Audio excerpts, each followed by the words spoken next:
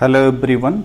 आज की इस वीडियो में हम लोग करने वाले हैं यूपी पीसीएस 2020 यानी कि यूपी पीसीएस प्री एग्ज़ाम 2020 में जो इकोनॉमी से आपके क्वेश्चंस पूछे गए हैं यूपी पीएससी 2020 और जो इसका प्री एग्ज़ाम होता है तो उसमें जो आपके इकोनॉमी के क्वेश्चंस पूछे गए हैं तो हम लोग यहाँ पे इस वीडियो में उनके राइट आंसर्स को देखेंगे, उनकी एक्सप्लेनेशन को देखेंगे।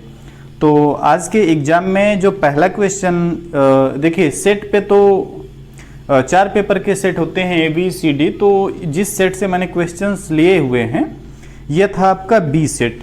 तो B सेट के अकॉर्डिंग जो पहला क्वेश्चन इकोनॉमी से रिलेटेड आपका मिलता है वो रहता है क्वेश्चन नंबर 8। तो इस क्वेश्चन नंबर 8 में आपसे पूछा है निम्नलिखित में से किस राज्य सरकार ने पशु किसान क्रेडिट कार्ड योजना का प्रारंभ 2020 में किया हुआ है। पशु किसान क्रेडिट कार्ड योजना, इससे पहले आपने किसान क्रेडिट कार्ड योजना के बारे में पढ़ा होगा, सुना होगा। और ये 2020 में जो स्कीम शुरू की गई ये अपने आप में नया कॉन्सेप्ट है। और जो इसका राइट आंसर होगा, इसका राइट आंसर होगा हरियाणा। हरियाणा के द्वारा 2020 में पशु किसान क्रेडिट कार्ड योजना की शुरुआत की गई है। ठीक है, तो पहला क्वेश्चन इकोनॉमी का ये आपसे पूछा। उसके बाद नेक्स्ट क्वेश्चन आपसे पूछा था नीति आयोग द्वारा दिसंबर 2019 में जारी सतत विकास लक्ष्य भारत सूचकांक 19-20 पे जो रिपोर्ट आती है तो इसके अकॉर्डिंग यूपी की क्या स्थिति रही। और जैसा कि आपको पता होगा, अगर आपने इस रिपोर्ट को देखा होगा, पढ़ा होगा, तो ये जो रिपोर्ट तैयार की गई थी वो 4 भागों में बांट के तैयार की गई थी। इसमें यह किया गया था कि देखो, एस्पिरेंट्स, परफॉर्मर, फ्रंट रनर और आपका जो फोर्थ है वो अचीवर। तो इसमें सभी स्टेट्स को एक स्कोर दिया गया था।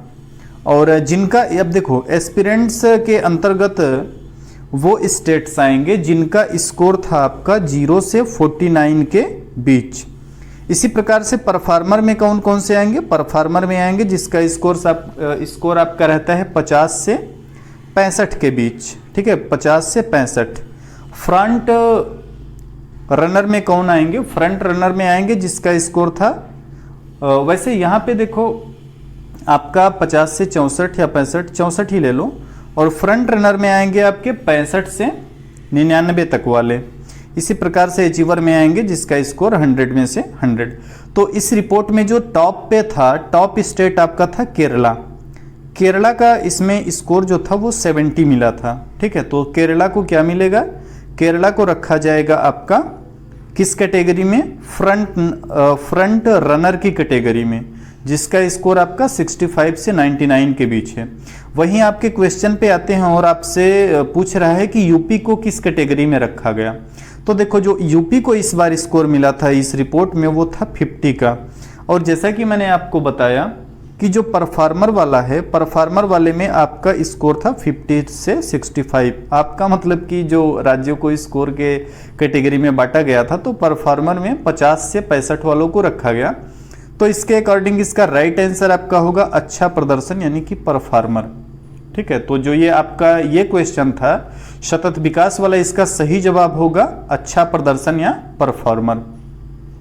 नेक्स्ट क्वेश्चन की ओर चलेंगे और ये क्वेश्चन आपसे पूछता है कि प्रजनन के प्रतिस्थापन दर पर पहुंचने के लिए जनसंख्या की कुल प्रजनन दर क्या होनी चाहिए।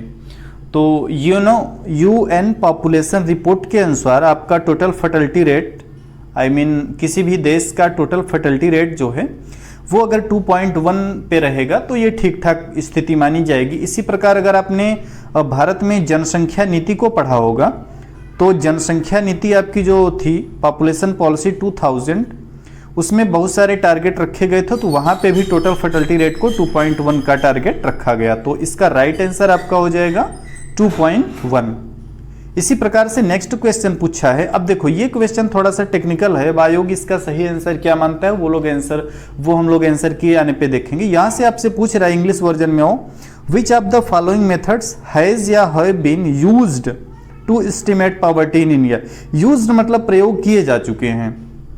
तो देखो 4 प्रकार के आपके हैं, हेड काउंट रेशियो, कैलोरी वाला जो सिस्टम चलता है, इसी प्रकार से पारिवारिक उपभोग व्यय और पर कैपिटा इनकम। तो जो हमारे इंडिया में गरीबी रेखा के निर्धारण के लिए या गरीबी के अनुमान के लिए अब तक इन चारों विधियों का प्रयोग किया जा चुका है। तो इसका जो राइट आंसर है वो है ऑप्शन नंबर डी, और इसके अंतर्गत 1, 2, 3, 4 सभी के सभी ऑप्शन इसमें राइट आते हैं। तो इसका सही जवाब क्या होगा? डी वाला। नेक्स्ट आपसे इसी प्रकार से फिर से एक ट्रिकी क्वेश्चन पूछा है कि आयुष्मान भारत योजना के संदर्भ में निम्नलिखित में से कौन सा कथन सत्य है। अब देखो, आयुष्मान भारत योजना के बारे में आपने ये तो पढ़ा है भाई कि 5 लाख का जो है स्वास्थ्य बीमा मिलता है, लेकिन यहाँ पे आपसे जो क्वेश्चन पूछा उसमें टेक्निकल टर्म ये आ गया, इसमें दे दिया यह योजना प्रति व्यक्ति 5 लाख रुपए का मुफ्त स्वास्थ्य बीमा, जबकि आपने अगर गौर से इस योजना को पढ़ा होगा तो वहां पे बात की गई थी परिवार की। ठीक, देश के 10 करोड़ परिवारों को हम 5 लाख रुपए का मुफ्त स्वास्थ्य बीमा प्रदान कर रहे हैं, तो परिवार की बात की गई। अब क्वेश्चन में क्या है? व्यक्ति की बात। तो इस प्रकार से पहला ऑप्शन तो आपको गलत हो जाता है। दूसरा है, इस योजना में होने वाले व्यय में केंद्र और राज्यों की भागीदारी 60 और 40 का है, तो ये बिल्कुल सही है। इसमें अपवाद के रूप में कुछ राज्य आपको मिलेंगे, जैसे देखो जम्मू एंड कश्मीर में ये 90:10 रखा गया, यानी वहां पे केंद्र जो है 90% वहन करेगी और राज्य सरकार यानी J&K 10% का वहन करेगी।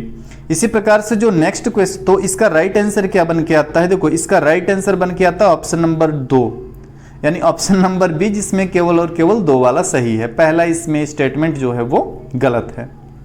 नेक्स्ट है 78। देखो कुछ क्वेश्चन तो बहुत आसान पूछे थे, जैसे कि $5 ट्रिलियन इकोनॉमी का टारगेट कब तक हमको अचीव करना है, तो ये हमको अचीव करना है 2024 तक में। ठीक है, बजट में आपने इसके बारे में पढ़ा होगा।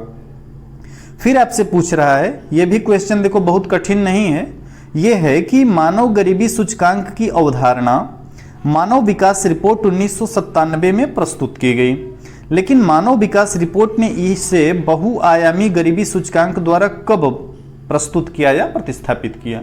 तो डायरेक्टली यहाँ पे आपसे क्वेश्चन पूछ रहा है कि भाई मल्टी डायमेंशनल पॉवर्टी इंडेक्स की शुरुआत कब से होती है।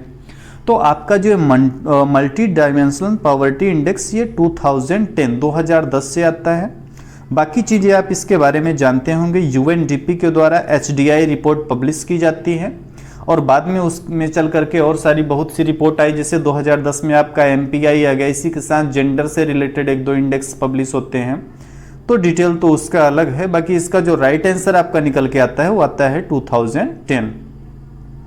नेक्स्ट क्वेश्चन है आपका ease of doing business report से, और इसमें 2 स्टेटमेंट हैं कि 2020 में भारत का जो स्थान है 63 है, बिल्कुल सही बात है, और 2019 में भारत का स्थान 77 था, ये भी बिल्कुल सही। तो इसके अकॉर्डिंग इसका राइट आंसर जो है आपका ऑप्शन नंबर ए, और मतलब कि ऑप्शन नंबर सी होगा, और सही में आपके दोनों के दोनों स्टेटमेंट सही हैं।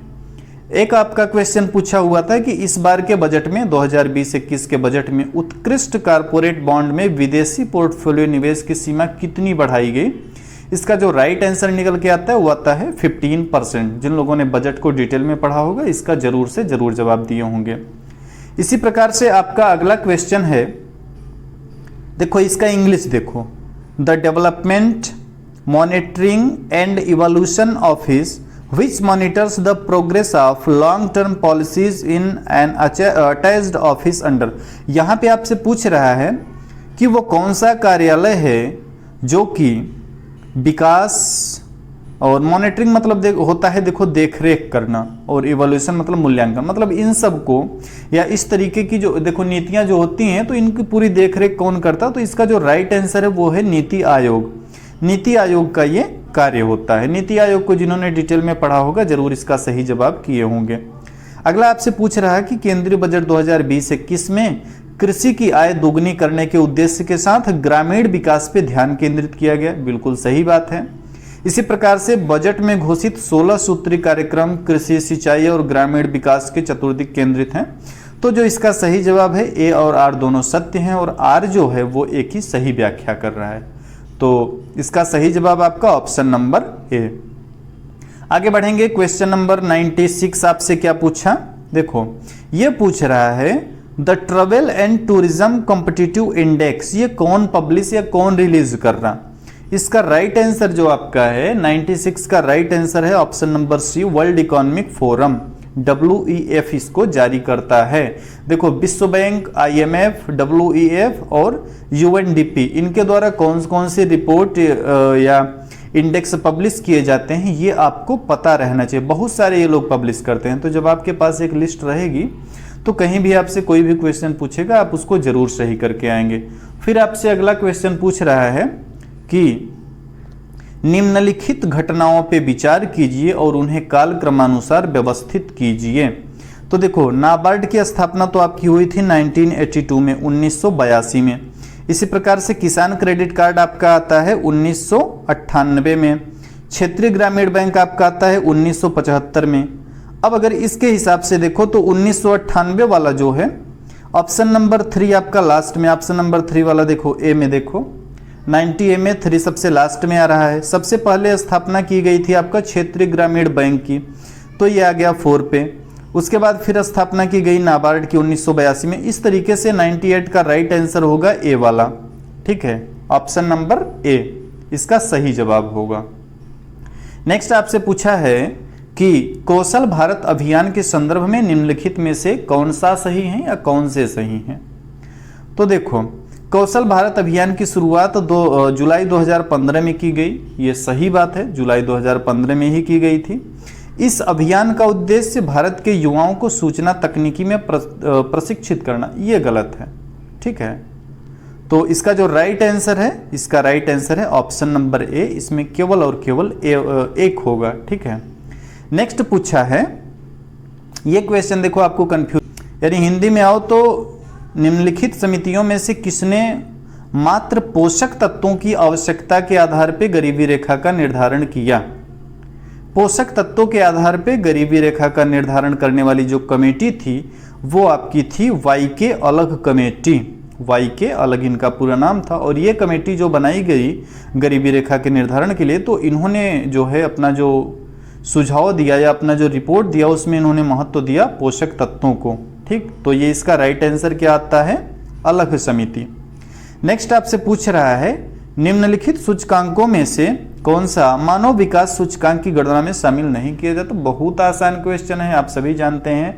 HDI का निर्माण जीवन प्रत्याशा, शिक्षा और प्रति व्यक्ति के आधार पर होता है। शिक्षा आपका 2 सेक्टर में बढ़ जाती है। इसमें देखते हैं स्कूलिंग शिक्षा के वर्ष और औसत शिक्षा के वर्ष। इसी प्रकार से पर कैपिटा इनकम को हम लोग PPP पे लेते हैं, क्रय शक्ति क्षमता पे, और जीवन प्रत्याशा होती है आपकी। और ये जो सामाजिक असमानता है ये बिल्कुल गलत है। तो इस प्रश्न का जो सही उत्तर है वो है ऑप्शन नंबर डी, सामाजिक असमानता HDI के निर्माण में शामिल नहीं किया जाता है। नेक्स्ट है आपसे पूछा गरीबी की संस्कृति का विचार प्रस्तुत किसने किया। अब देखो ऐसा क्वेश्चन पूछ लिया, 2 नाम तो ऐसे दे दिया जिनको हम सब लोग जानते हैं। गुलनार मेरडाल को भी जानते हैं कि अर्थशास्त्र से संबंधित हैं। इसी प्रकार से अमर्त्य सेन को भी जानते हैं भाई कि इन्होंने तो पूरा वर्क ही अपना गरीबी, उपभोग, कल्याण इन सब पे किया हुआ है।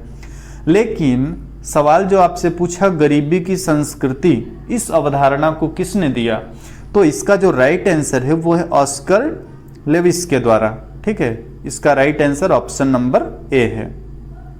फिर आपसे पूछा अटल इनोवेशन मिशन ये कौन से विभाग की प्रमुख पहल है।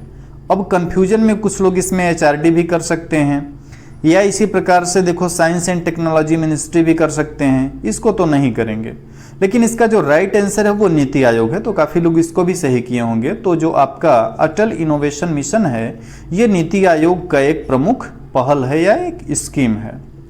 फिर आपसे अगला क्वेश्चन जो पूछा था इंडियन इकोनॉमी से रिलेटेड, समन्वित बाल विकास परियोजना, इसे आपने इंग्लिश में पढ़ा होगा इंटीग्रेटेड चाइल्ड डेवलपमेंट प्रोग्राम, और शॉर्ट में ICDP, ठीक है। तो पूछ रहा है कि भाई इसमें से 4 दे दिया, अब बोला कि इसमें से कौन सा शामिल नहीं है। तो देखो सप्लीमेंट्री न्यूट्रिशन, पूरक पोषण, ये तो शामिल होना ही होना है। अब क्योंकि ये बाल विकास परियोजना है तो टीकाकरण भी होना ही होना है, न्यूट्रिशन और हेल्थ एजुकेशन होना ही होना है। फैमिली प्लानिंग का भाई बाल विकास में कोई काम नहीं है अभी। तो इसका जो राइट आंसर आ रहा है वो आ रहा है आपका ऑप्शन नंबर डी। तो ये कुछ क्वेश्चंस थे जो कि आज के UP PCS प्री एग्जाम में पूछे थे आपके अर्थव्यवस्था से। और जिनको इनके अब तक सही उत्तर नहीं पता थे, उम्मीद है कि इस वीडियो के बाद वो कंफर्म हो चुके होंगे। तो ये वीडियो अब यहाँ पे मैं कंप्लीट करता हूँ। अगर ये वीडियो आपको अच्छी लगी हो इसे ज़रूर लाइक करें, शेयर करें। अगर सब कुछ आपको ठीक लगता हो तो आप चैनल को सब्सक्राइब जरूर करें। सब्सक्राइब करने के साथ आप बेल आइकन पे भी क्लिक करें, क्योंकि भले ही हमारे चैनल पे नेट और पीजीटी की क्लासेस चलती हैं, लेकिन बीच बीच में हम करंट इकोनॉमी से रिलेटेड जो भी टॉपिक होते हैं वो आप सभी के लिए लेकर के आते रहते हैं। तो अगर इसे सब्सक्राइब आप करेंगे तो इकोनॉमिक्स की बहुत सारी जानकारियाँ आपको मिलती रहेंगी। तो इस वीडियो में इतनी ही बातें, बने रहें चैनल पे, तब तक आगे आपको और सारी इंफॉर्मेशंस मिलती रहेंगी।